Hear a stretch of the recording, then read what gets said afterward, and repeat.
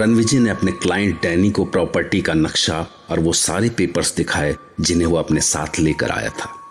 वो खास तौर पर किसी शांत और अलग थलग जगह पर ही प्रॉपर्टी लेना चाहता था, जैसे कि ये थी। इसीलिए वो बड़ी देर तक सवाल करता रहा लोकेलिटी और इलाके के बारे में, और फिर वो प्रॉपर्टी पर आया। ग्रेट, अब मुझे उस प्रॉपर्टी के बारे में बताइए। हाँ, तो ये देखिए, ये इमारत देख रहे हैं, ये काफी पुरानी है, ऊंची पत्थरों की चहरदीवारी से घिरी हुई। हाँ, ये जरूर है कि काफी वक्त से मेंटेनेंस नहीं हुई इसकी, तो इसे रहने लायक बनाने के लिए काफी पैसा खर्च होगा। ये यहाँ पर पुराना जंग खाया हुआ गेट है। टोटल कितना एरिया होगा? 24 एकड़। बहुत सारे पेड़ है। एक्चुअली कुछ पेड़ तो ओनर ने ही लगाए होंगे और बाकी इतने समय में खुद ब खुद उग गए। जंगल सा ही है एक तरह से। यहाँ पे एक बड़ा सा तालाब भी है, यहाँ इस चर्च के पास। मुझे ऐसी बड़ी और पुरानी इमारतें पसंद है। दरअसल मैं पुरानी पीढ़ी का हूँ, तो आजकल की नई इमारतों में दम घुटता है मेरा। सनलाइट जितनी कम आए उतना अच्छा है। आप महसूस कर सकते हैं, बरसों से इस पुरानी इमारत में रहते हुए मुझे ठंडी हवाओं की आदत पड़ गई है। अपने विचारों के साथ अकेला रहना पसंद है मुझे। गिव मी अ मिनट, मैं अभी आया। उधर वो गया और इधर रणविजय ने खुद को वहां रखी ढेर सारी बुक्स में उलझा लिया। इतनी सारी बुक्स में वो खो सा गया और लगभग घंटे भर बाद डैनी फिर से उसके सामने था। अरे वाह, अभी भी किताबों की खाक छान रहे हैं। चलिए, खाना तैयार है।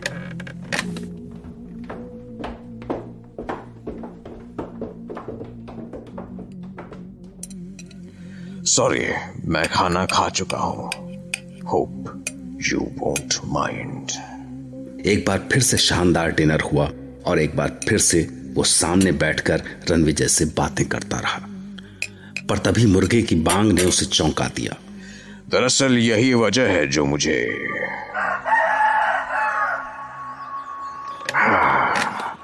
सुबह हो गई। आखिर ये सुबह होती ही क्यों?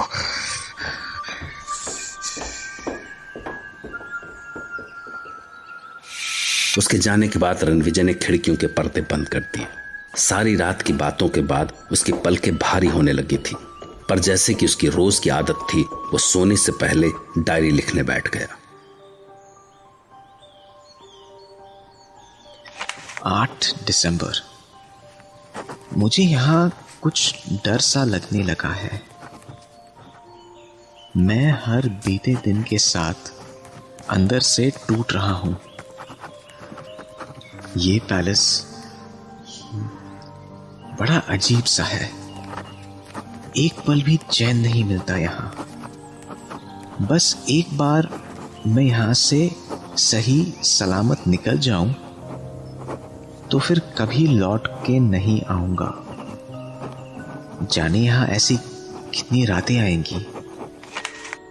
अगर यहाँ कोई मुझसे बातें करने के लिए होता तो शायद मैं इस डर से थोड़ा लड़ पाता, पर इतने बड़े महल में मेरे अलावा और कोई नहीं है। वो डैनी मुझसे बातें करता है लगभग सारी रात, पर उसके साथ मुझे अजीब सी बेचैनी होती है। लिखते हुए मुझे डर लग रहा है कि शायद यहाँ जिंदा इंसान बस मैं ही हूं। सच कहूं, अगर ये डायरी ना होती तो मैं जाने कैसे जीता।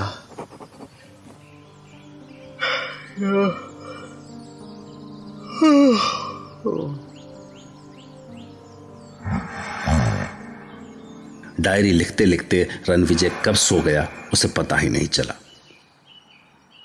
पर कुछ ही देर हुई होगी कि अजीब सी बेचैनी ने उसकी नींद खोल दी। कुछ नहीं सूझा तो उसने उठकर अपने बैग से एक छोटा सा आईना निकाला और उसे सामने दीवार पर टांग कर शेव करने लगा। पर तभी एक हाथ उसके कंधे पर आया। Good morning. हाँ, गुड मॉर्निंग। मैं इसे देख क्यों नहीं पाया आईने में? बाकी सब कुछ तो दिख रहा था।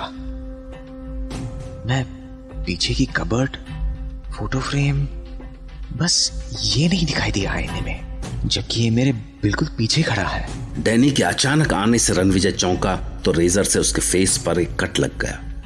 ब्लड जब बहता हुआ उसकी चिन तक गया तो पलट कर किसी चीज की तलाश करने लगा जिससे वो उसे पहुंच सके। पर तभी उसके बहते हुए खून पर डैनी की नजर पड़ी और उसकी आंखों में एक चमक उभर आई, वही भेड़ियों की आंखों से चमक। उसने झपट्टा मारकर रणविजय की गर्दन दबोच ली। वो अपनी गर्दन छुड़ाने की कोशिश में पीछे हटा तो डैनी का हाथ उसके गले में लटकती ताबीज से टकराया और उसने चौंक कर अपना हाथ पीछे खींच लिया। अपना ख्याल रखा करो। देखो कितना बड़ा कट लगा है तुम्हारे गाल पर। सारी मुश्किलें इस आईने की पैदा की हुई है। इसे हटा ही देता हूं यहां से।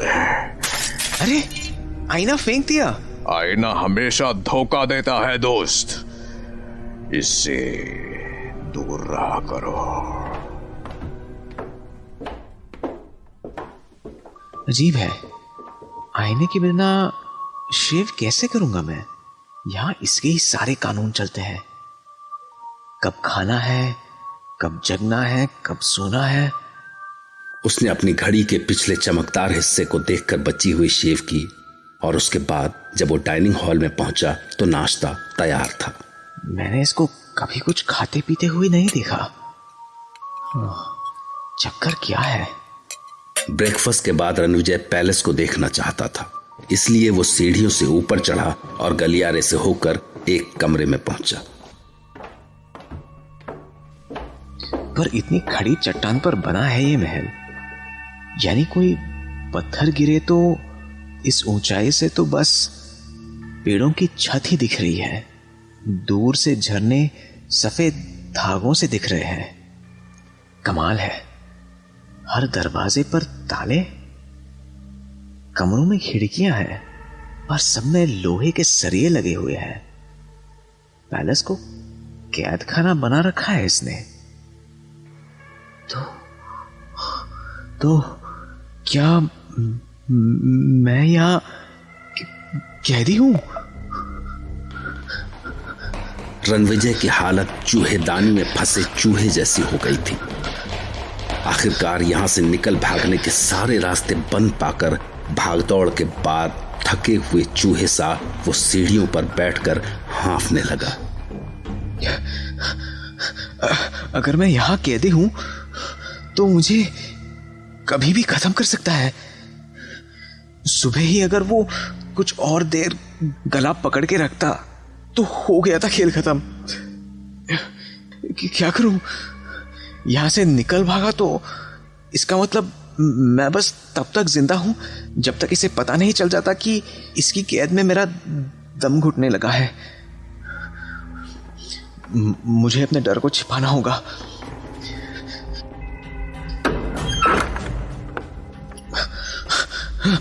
लगता है वो आ रहा है।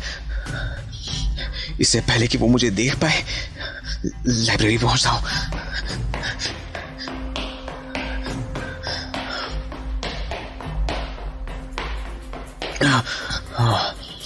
वक्त से पहुंच गया। शायद वो मेरे कमरे में है। यहां से झांक कर देखता हूं